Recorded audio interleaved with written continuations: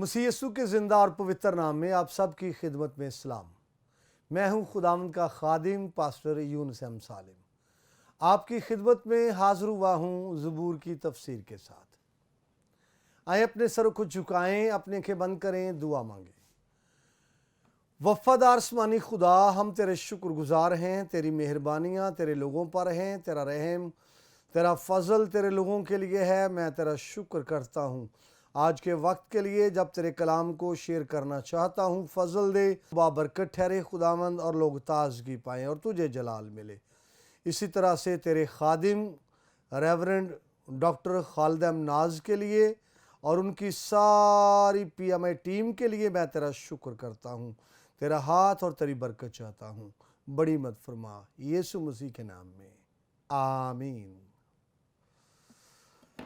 खुदावंद के ज़िंदा और पवित्र कलाम में से ज़बूर नंबर 6 उसकी तीसरी आयत का दूसरा हिस्सा है जिस पर हम बात करेंगे। पहले हिस्से पर हम बात कर चुके हैं। तो ज़बूर नंबर 6 तीसरी आयत फिर से तिलावत करना चाहता हूँ। मेरी जान भी नहायत बेकरार है, और तू ए खुदावंद कब तक। चौथी आयत, लौट आ ए खुदावंद, मेरी जान को छुड़ा, अपनी शफकत की खातर मुझे बचा। खुदावंद के पाक कलाम के सब से आज हमें बड़ी बरकत मिले, आमीन। तो जो तीसरी आयत है उसके पहले हिस्से तक हम जो है वो बात कर चुके हैं, और तीसरी आयत का दूसरा हिस्सा जो है वो ये है, और तू ए खुदावंद कब तक। यहाँ पर ज़बूर नवीस जो है वो खुदा से बात कर रहा था कि मेरा जो बदन है वो बेकरार है, हड्डियाँ बेकरार हैं, और मेरी जान जो है वो भी बेकरार है। तो खुदा से वो एक क्वेश्चन कर रहा है, यहाँ पर खुदा से बात कर रहा है, ए खुदावंद कब तक। यानी खुदावंद मैं कब तक इस बीमारी में रहूँगा, खुदावंद कब तक ये मेरी कंडीशन रहेगी, कब तक जो गम और परेशानी है मुझ पर सवार रहेगा, और कब तक जो है बेकरारी मुझ पर छाई रहेगी, कब तक इस बीमारी में मैं मुब्तला रहूँगा। तो ये ज़बूर नवीस खुदा से कहता है। और फिर चौथा जो शेर है उसमें ज़बूर नवीस कहता है चौथी आयत के अंदर, लौट ए खुदावंद, मेरी जान को छुड़ा। चौथी आयत का पहला हिस्सा और तीसरी आयत का आखिरी हिस्सा, दोनों को मिलाकर अगर हम आगे बढ़ें तो ये बात बिल्कुल क्लियर और वाज़ेह होती है। ज़बूर नवीस कह रहा था खुदावंद कब तक।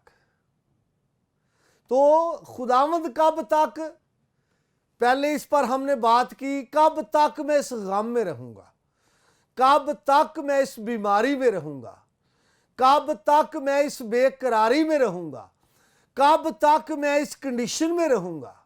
लेकिन जब इसको हम चौथी आयत के पहले हिस्से के साथ मिलाकर पढ़ते हैं तो फिर इसके अंदर ख्याल है कि खुदावंद तू कब तक लौटेगा, खुदावंद तू कब तक आएगा, खुदावंद तू कब तक पहुंचेगा।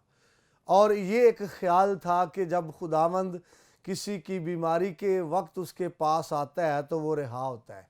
ये ख्याल था खुदावंद किसी की मुश्किल में आता है तो वो अपनी मुश्किल से रहाई पाता है, वो अपनी बीमारी से रहाई पाता है, अपने हालात से वो निकल आता है।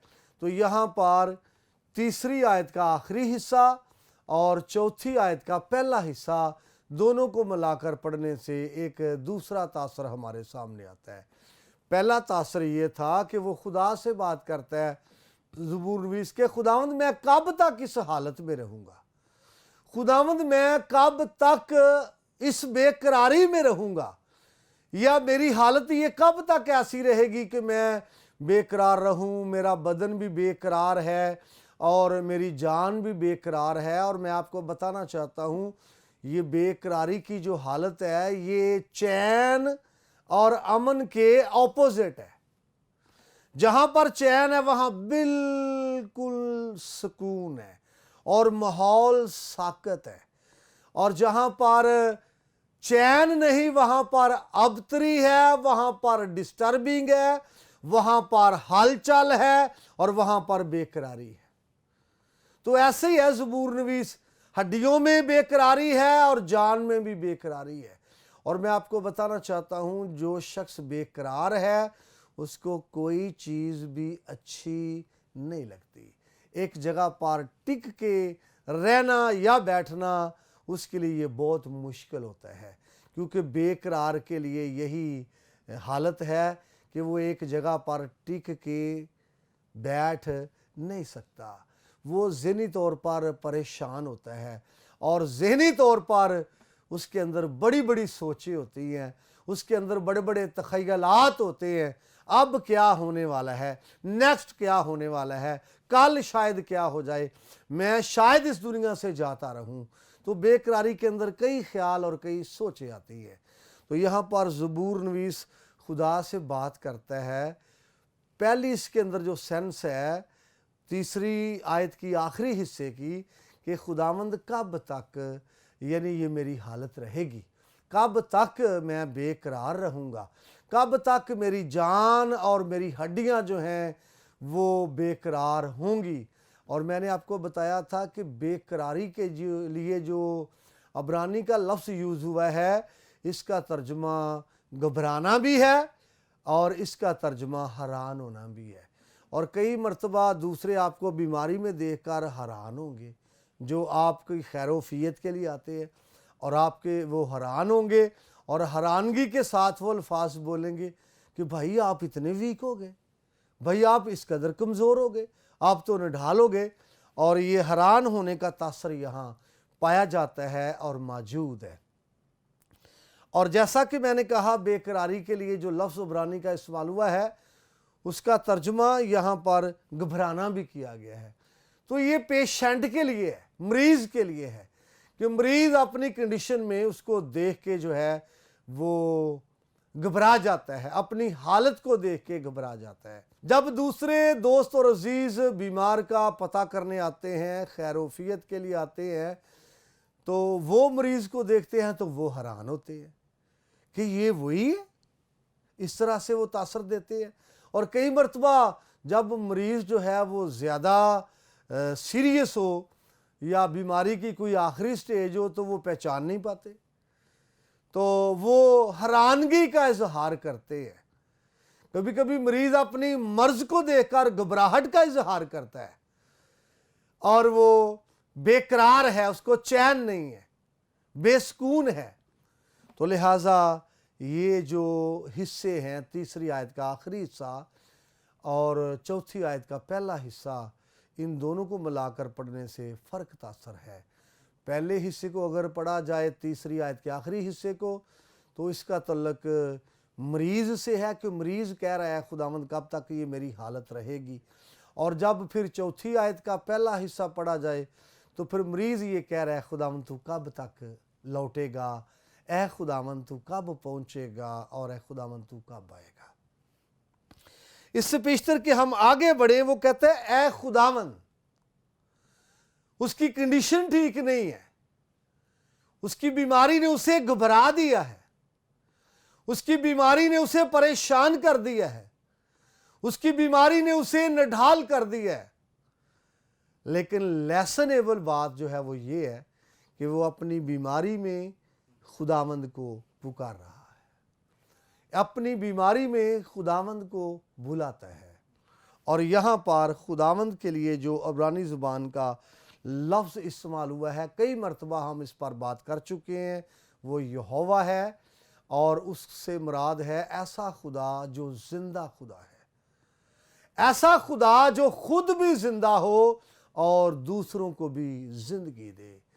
تو بے شک انسان بھی ہمارے ہمدردی ہوتے ہیں، انسان بھی ہماری سنتے ہیں، انسان بھی بعض مرتبہ حالات میں ساتھ دیتے ہیں، لیکن بڑی بات یہ ہے کہ آسمان کا خدا حالات میں چھوڑتا ہی نہیں ہے، وہ حالات میں ساتھ دیتا ہے، بشرطے کہ کوئی اس کو پکارنے والا ہو۔ बशर्ते کہ کوئی اس سے بات کرنے والا ہو۔ اور یہاں پر زبور نویس جو ہے وہ خداوند سے بات کرتا ہے، یہوہ سے بات کرتا ہے، زندہ خدا سے بات کرتا ہے، جو واجب الوجود ہے اس سے بات کرتا ہے، جو خود بھی زندہ ہے اس سے بات کرتا ہے، جو زندگی کا منبع ہے اس سے بات کرتا ہے، جو دوسروں کو زندگی دیتا ہے اس سے بات کرتا ہے۔ اور میں آپ کو بتانا چاہتا ہوں فانی زندگی بھی یہی دیتا ہے اور غیر فانی زندگی بھی یہی دیتا ہے، اور یہی ہے جو کثرت کی زندگی دیتا ہے۔ عبرانی زبان کا لفظ یہوہ، جس کا ترجمہ اردو میں ہم خداوند کرتے ہیں، انگلش میں لارڈ کرتے ہیں، اور خداوند جو ہے یہ فارسی زبان کا لفظ ہے۔ اور میں آپ کو بتانا چاہتا ہوں اس کے میننگ یہی ہیں، کئی مرتبہ ہم سیکھ چکے ہیں۔ اس کا ترجمہ جو ہے وہ شوہر ہے، وہ سائیں ہے، وہ مالک ہے اور آقا ہے۔ تو عبرانی کا لفظ یہوہ جو ہے اس سے مراد ایسا خدا جو زندہ خدا ہے، جو ابدالآباد زندہ ہے۔ خدا کے لیے دو لفظ اس کی صفات کو پیش کرتے ہیں دونوں ہی عربی کے حی القیوم۔ حی کا مطلب زندہ اور قیوم کا مطلب قائم رہنے والا۔ تو یہ ال جو ہے عربی کی یہ اس کے ساتھ جیسے انگلش میں آرٹیکل ہوتا ہے، حرف تخصیص ہے، تو یہ قیوم کے ساتھ ال لگنے سے مراد یہ ہے یہ عام کوئی قیوم نہیں ہے بلکہ کوئی خاص قیوم ہے۔ تو جس طرح سے حی ہے عربی کے اندر، اسی طرح سے عبرانی کے اندر یہوہ ہے، ایسا خدا جو زندہ خدا ہے، ایسا خدا جو ہمیشہ زندہ رہنے والا ہے، ایسا خدا جو زندگی دیتا ہے۔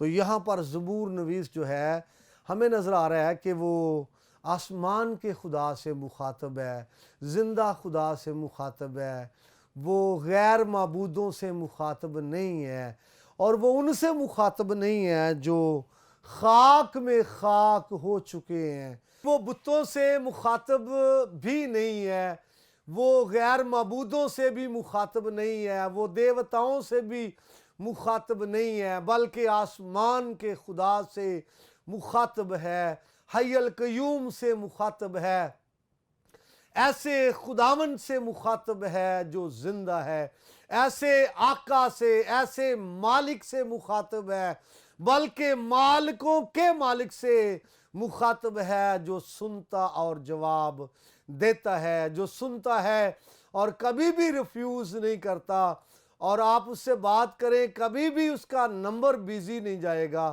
آپ اس سے بات کریں کبھی بھی آپ کو یہ جواب نہیں ملے گا کہ خداوند جو ہے وہ ریسٹ فرما رہے ہیں، خداوند سو رہے ہیں، خداوند آفس میں نہیں ہے، آپ کو ایسا جواب نہیں ملے گا، کیونکہ آسمان کا خدا زندہ خدا ہے، عبدالآباد زندہ خدا ہے، سنتا اور جواب دیتا ہے۔ تو یہاں یہ خوبصورت بات ہے کہ زبور نویس نے جو ہے یہ خداوند سے بات کی ہے۔ آگے کہتا ہے میری جان کو، کیونکہ پہلے وہ تیسری آیت میں کہہ رہا تھا میری جان جو ہے وہ بے قرار ہے، یہاں پر چوتھی آیت کے اندر کہتا ہے میری جان کو چھڑا۔ میری جان کو، جان کی بات کر رہا ہے۔ کبھی کبھی انسان اپنے بدن کے لیے پریئر کرتا ہے، کبھی کبھی انسان اپنی جان کے لیے دعا کرتا ہے، اور کبھی کبھی انسان اپنی روح کے لیے دعا کرتا ہے۔ یہ تاثر ہمیں ملتا ہے، اور میں آپ کو بتانا چاہتا ہوں یہاں پر ہمیں جان کا لفظ ملتا ہے، میری جان نفشی۔ میں نے پہلے بھی آپ کو بتایا یہاں پر جو لفظ استعمال ہوا ہے عبرانی کا نفشی، میری جان۔ اور جیسا میں بات کر رہا تھا کبھی کبھی انسان اپنی روح کے لیے بھی دعا کرتا ہے۔ آپ کو یاد ہوگا رسولوں کے اعمال کی کتاب میں جب اسطیفنس کو سنگسار کر رہے تھے تو پتھر مار رہے تھے، تو اس وقت وہ آخر میں دعا کر رہا تھا خداوند ان کو معاف کر، اور دعا کر رہا تھا خداوند میری روح کو قبول فرما۔ تو بات میں کر رہا ہوں کبھی انسان اپنے بدن کے لیے دعا کرتا ہے، کبھی انسان اپنی جان کے لیے دعا کرتا ہے، کبھی انسان اپنی روح کے لیے دعا کرتا ہے۔ اور یہاں پر زبور نویس جو ہے اپنی جان کے لیے دعا کرتا ہے کہ میری جان کو چھڑا۔ تو میں آپ کو بتانا چاہتا ہوں پرابلم جو ہے ہماری جان کا ہو یا ہمارے بدن کا ہو، ہم خدا کے سامنے پیش کریں، یا ہماری روح گناہ میں جکڑی ہو تو ہم خدا کے حضور میں اپنا معاملہ اور جو مدعا ہے وہ پیش کریں، یقیناً خداوند سنے گا اور جواب دے گا۔ تو زبور نویس اپنا معاملہ جو ہے وہ بڑی ڈیٹیل کے ساتھ اور بڑی تفصیل کے ساتھ خدا کے حضور میں رکھ رہا ہے۔ آگے وہ کہتا ہے چھڑا، آ اے خداوند میری جان کو چھڑا۔ یہاں پر وہ کہتا ہے لوٹ آ اے خداوند میری جان کو چھڑا۔ تو یہاں پر ایسا ہے کہ زبور نویس جو ہے کسی شکنجے میں، چھڑا کا لفظ جو ہمیں بتاتا ہے وہاں استعمال کیا جاتا ہے جب کوئی کسی شکنجے میں ہے، وہ بیماری کے شکنجے میں ہو سکتا ہے، وہ گناہ کے شکنجے میں ہو سکتا ہے، گناہ کی قید میں ہو سکتا ہے، مخالفین اور دشمن کے دام میں ہو سکتا ہے، جال میں ہو سکتا ہے، قید میں ہو سکتا ہے۔ یہ جو چھڑا کا لفظ یہاں پر یوز ہوا ہے اس کا مطلب یہ ہے کہ میں کسی چیز کے اندر قید ہوں، میں کسی چیز کی گرفت میں ہوں، وہ بیماری ہے، وہ قید ہے، وہ پریشانی ہے، وہ کڑے حالات ہیں، وہ غربت ہیں۔ چھڑا کا لفظ جو ہے وہ پیش کرتا ہے کہ بندہ کسی چیز کے اندر گھرا ہوا ہے۔ اور اسی لفظ کا ترجمہ جو یہاں پر عبرانی میں چھڑا جس کا ترجمہ کیا گیا ہے، احبار کی کتاب 14 باب کی 40ویں آیت میں اس کا ترجمہ نکالنا بھی کیا گیا ہے۔ پھر سیمول کی دوسری کتاب 22 باب کی 20ویں آیت میں بھی اس کا ترجمہ نکالنا کیا گیا ہے۔ تو نکالنا اور چھڑانا یہ دو الفاظ کے اندر کیا سینس ہے، جب اس پر غور کرتے ہیں تو ہمیں یہ پتہ چلتا ہے کہ جیسے کوئی کسی چیز کے اندر پھنسا ہوا ہے، جیسے کوئی کسی چیز کے اندر اٹکا ہوا ہے، مثال کے طور پر جیسے یوسف کنویں میں تھا تو اس کو وہاں سے نکالنا ہے، تو اس لفظ کا ترجمہ جو ہے نکال بھی کیا گیا یا نکالنا بھی کیا گیا ہے۔ یوسف کنویں کے اندر تھا تو کنویں میں ہے، وہ کنویں سے اس کو نکالنا ہے۔ اور پھر میں آپ کو بتانا چاہتا ہوں زبور نویس کہتا ہے چھڑا، یہ بیماری کے اندر ہے زبور نویس، بیماری کی لپیٹ میں ہے زبور نویس، بیماری کی گرفت میں ہے زبور نویس، تو اس لیے وہ خدا سے کہتا ہے مجھے چھڑا۔ اور مزید اس پر ہم بات کریں، ہمارے کئی ایسے مسائل ہو سکتے ہیں، شخصی، خاندانی، روحانی اور پھر ازدواجی، مالی یا پھر قومی، بہت سارے ایسے ہمارے مسائل ہو سکتے ہیں جو صرف خدا ہی حل کر سکتا ہے، اور خدا ہی وہاں پہنچ سکتا ہے، یا خدا ہی کی رسائی جو ہے وہاں تک ہو سکتی ہے۔ میں آپ کو بتانا چاہتا ہوں 3 بندے آگ کے اندر پھینکے گئے، صدرک، میثق، عبدنجو، اور ان 3 بندوں کو وہاں سے کون نکال سکتا؟ کیونکہ وہ آگ میں ہے، وہاں سے نکالنا ہے ان کو، آگ کے اندر ہے، وہاں سے چھڑانا ہے، اور وہاں سے کوئی نہیں چھڑا سکتا ان کو سوائے خدا کے۔ خدا ہی چھڑا سکتا ہے۔ دانیل رات بھر شیروں کی ماند میں ہے، شیروں کی غار میں ہے، شیروں کے درمیان میں ہے، وہاں سے کوئی نہیں چھڑا سکتا ماں سوائے خداوند کے۔ اور شیروں کے غار سے چھڑایا، شیروں کے پنجے سے چھڑایا خداوند نے۔ اور پھر میں آپ کو بتانا چاہتا ہوں پالوس اور سلاس قید خانہ میں تھے، मुसीबत में हैं, कैद खाना में हैं, बेड़ियों और जंजीरों में हैं, वहां से किसने छुड़ाया है? नोट कीजिए, वहां से खुदाम ने छुड़ाया है। यूसुफ कुएं में था, वहां से खुदाम ने उसको निकाला है, लोगों की मार्फत, लोगों के थ्रू। पतरस कैद खाना में था और सुबह को उसको कत्ल करने वाले थे, वहां से कैसे निकाला गया, निकल गया? वो तो मौत के मुंह में था, तो खुदावंद ने उसको वहां से छुड़ाया फरिश्ता भेजकर। तो मैं आपको बताना चाहता हूं, ये जो लफ्ज छुड़ाना है, ये जाहिर करता है कि ऐसे है जैसे कोई किसी चीज़ में अटका हुआ है, फंसा हुआ है, किसी चीज़ के अंदर है।